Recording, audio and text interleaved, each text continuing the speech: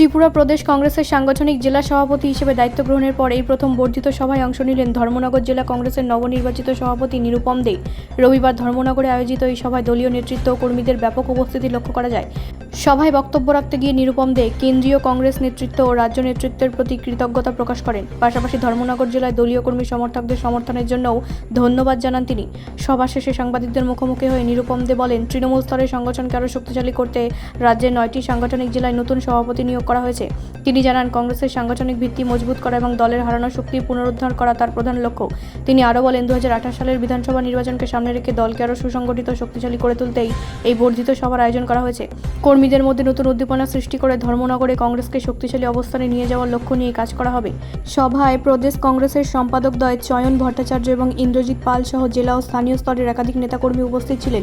দলীয় মহলে এই সভা নতুন উদ্দীপনা ও আশার সঞ্চার করেছে বলে মনে করা হচ্ছে। নমস্কার, আমি নিরুপম দে, ধর্মনগর জেলা কংগ্রেসের নবনিযুক্ত সভাপতি। আমাকে সভাপতি করার জন্য আমি কংগ্রেসের কেন্দ্রীয় নেতৃত্ব শ্রী মল্লিকার্জুন খড়গেজি, শ্রী রাহুল গান্ধীজি, শ্রী কেসি বেণুগোপালজি, শ্রী প্রিয়াঙ্কা গান্ধী এবং শ্রীমতী সোনিয়া গান্ধীকে আমি ধন্যবাদ জ্ঞাপন করছি। তৎসঙ্গে আমাদের ত্রিপুরা রাজ্যের সকল কংগ্রেসের নেতৃবর্গ তথা শ্রী বিরজিৎ সিনহাজি, শ্রী আশিস সাহাজি, শ্রী সুদীপ রায় বর্মনজি এবং শ্রী গোপাল চন্দ্র রায়, সকলকে আমি আমার অন্তঃস্থল থেকে নমস্কার প্রণাম জ্ঞাপন করছি। আমাদের ধর্মনগর তথা 9টা ডিস্ট্রিক্টে সাংগঠনিক 9টা ডিস্ট্রিক্টে সংগঠন সৃজনের মাধ্যমে জেলা সভাপতি নিয়োগ করা হয়েছে। ধর্মনগরের জেলা সভাপতি হিসাবে আমিও এই দায়িত্ব পেয়েছি।